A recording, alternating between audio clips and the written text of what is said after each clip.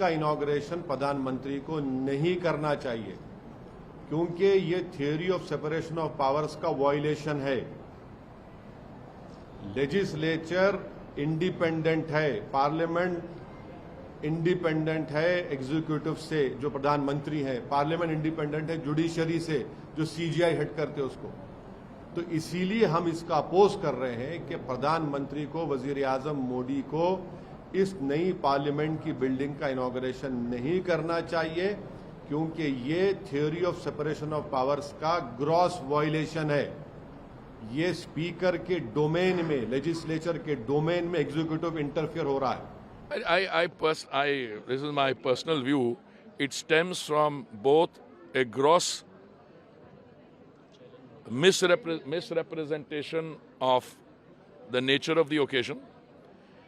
You are celebrating India, the mother of democracies, the world's largest democracy, now the 5th largest economy in the world, going in the direction of the 3rd largest economy in the world.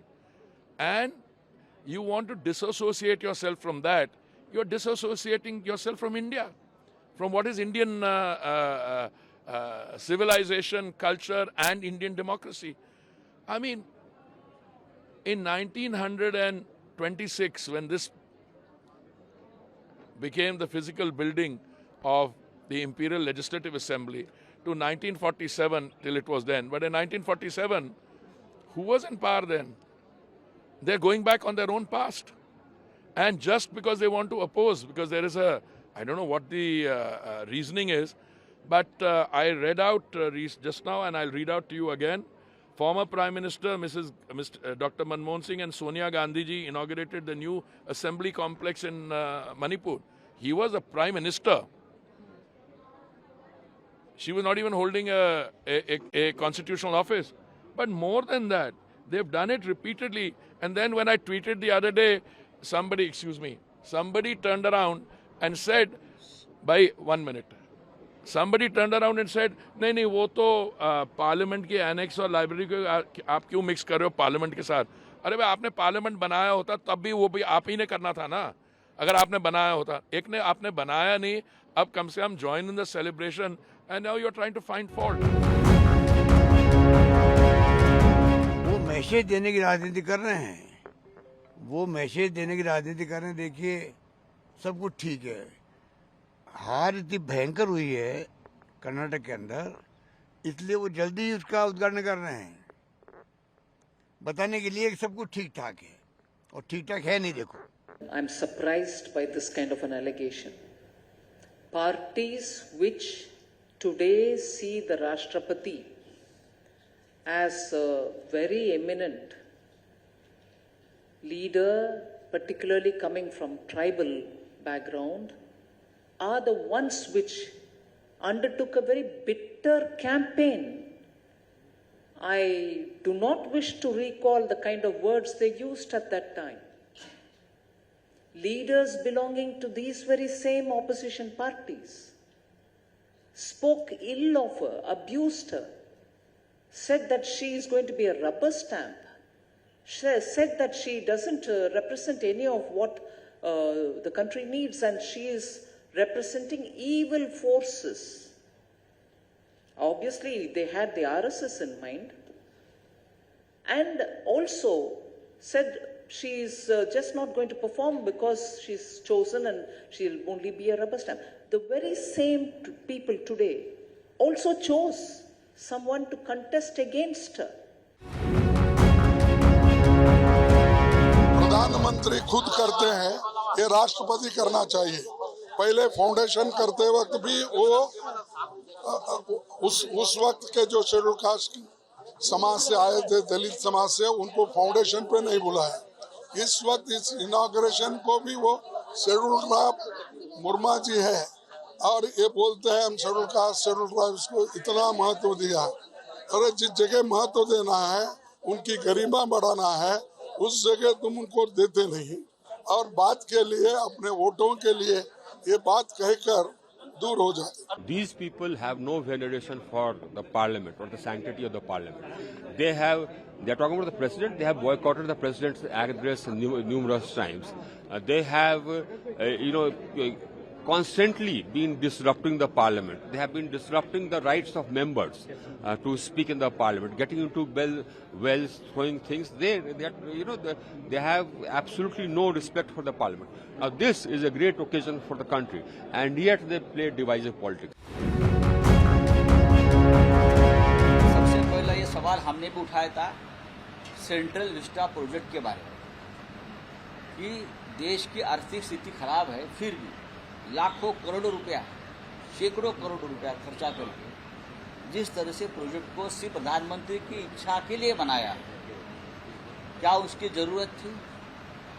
आज जो देश की संसद की इमारत है, parliament house है, वो और 100 साल चल सकती है। इस देश में जो इमारत है उससे भी पुरानी इमारतें इटाली में, ब्रिटेन में, फ्रांस में है, वो अब तक चल रही है। तो हमको इतनी क्या जरूरत पड़ी? ये इसलिए पड़ी कि ये संसद भवन ऐतिहासिक है। इस संसद भवन को ना आरएसएस ना बीजेपी का कोई रिश्ता है ये बनाने में, या वहाँ का जो ऐतिहासिक और क्रांतिकारी काम हुआ है उसमें बीजेपी का और आरएसएस का कोई काम नहीं है। तो एक नया इमारत बना के सिर्फ एक ऐसा हम कोनशिला लगाएंगे inaugurated by prime minister Narendra Modi, इसके लिए खर्चा हुआ है। लेकिन वो भी ठीक है, लेकिन देश के राष्ट्रपति इस राष्ट्र के संविधान की प्रमुख है। देश की हमारी राष्ट्रपति जो एक आदिवासी महिला है, वो पार्लियामेंट की कस्टोडियन है।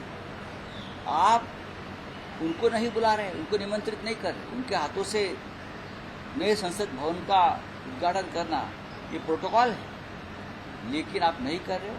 आप उसका एक पॉलिटिकल इवेंट कर रहे हो, प्रधानमंत्री के हाथों से उद्घाटन करेंगे। इसलिए इस देश के सभी अपोजिशन पार्टी ने निर्णय लिया है कि हम उस कार्यक्रम के ऊपर बहिष्कार करेंगे और उस बहिष्कार में शिवसेना भी शामिल है। देखिए, कांग्रेस और उनके साथ जो पार्टियां बहिष्कार कर रही है उनका लोकतंत्र पर विश्वास नहीं है।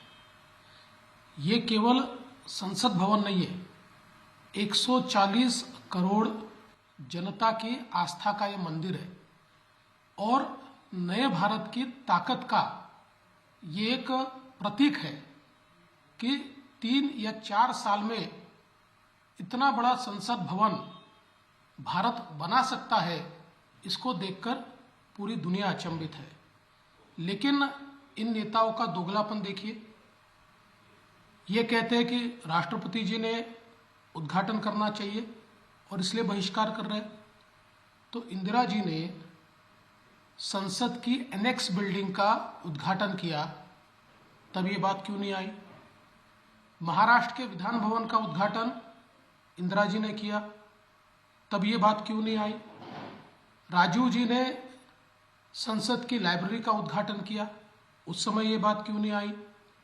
तमिलनाडु के विधानसभा के उद्घाटन में सोनिया जी थी, उस समय ये बात क्यों नहीं आई? नीतीश कुमार जी ने बिहार के विधान भवन का जो सेंट्रल हॉल है उसका उद्घाटन किया, तब राज्यपाल जी को क्यों नहीं बुलाया गया? मणिपुर के इम्फाल में मनमोहन सिंह जी और सोनिया जी ने विधान भवन का उद्घाटन किया, तब तो फिर राज्यपाल जी को बुलाना चाहिए था, राज्यपाल जी को नहीं बुलाया गया। असम की विधानसभा का उद्घाटन कांग्रेस के तरुण गोगोई जी ने किया, राज्यपाल जी को न्योता नहीं दिया गया। आंध्र के मुख्यमंत्री ने 2018 में विधान भवन का उद्घाटन किया, राज्यपाल को नहीं बुलाया गया। 2014 में झारखंड के मुख्यमंत्री हेमंत सोरेन ने वहां के विधान भवन का उद्घाटन किया, राज्यपाल जी को न्योता भी नहीं दिया। सोनिया जी ने छत्तीसगढ़ की विधानसभा का शिलान्यास किया, उस समय सोनिया जी तो मात्र संसद सदस्य थी, किसी पद पर नहीं थी। फिर तब बहिष्कार क्यों नहीं हुआ? तब राज्यपाल जी की याद क्यों नहीं आई? पश्चिम बंगाल में ममता बनर्जी जी ने जो उनकी गोल्डन जुबली बिल्डिंग है उसका उद्घाटन किया, उस समय इस बात की याद क्यों नहीं आई? दिल्ली में मुख्यमंत्री अरविंद केजरीवाल जी ने विधानसभा रिसर्च सेंटर का उद्घाटन किया, उपराज्यपाल को तो निमंत्रित भी नहीं किया। तेलंगाना में विधान भवन का उद्घाटन हुआ, मुख्यमंत्री केसीआर ने किया, उस समय राज्यपाल जी को न्योता नहीं दिया। तो जब ये करेंगे तो लोकतांत्रिक और प्रधानमंत्री मोदी जी जब नए संसद भवन का उद्घाटन करते हैं और जन जन की आस्था का प्रतीक इस प्रकार का संसद भवन जिसको देखकर पूरी दुनिया अचंभित है, ऐसे समय बहिष्कार की बात करना दोगलापन है, ये लोकतंत्र विरोधी है। इनको देश के साथ कोई लेन देन नहीं, देश के संविधान के साथ लेन देन नहीं, देश के लोकतंत्र के साथ लेन देन नहीं। ये केवल कुर्सी के लिए राजनीति करने वाले लोग हैं। सभी लोगों से बात हुई है हमारी, और हम लोग जो है इसका हम लोग विरोध करेंगे, बॉयकॉट करेंगे। तो पहला सेशन है, हम लोगों का मानना है कि राष्ट्रपति जी जो हैं उनसे जो है उद्घाटन कराना चाहिए था, क्योंकि पार्लियामेंट के जो हेड होते हैं एक तरह से वो राष्ट्रपति ही होते हैं, और उनसे ना करा करके ये कहीं ना कहीं से राष्ट्रपति जी का अपमान जो है वो किया जा रहा है।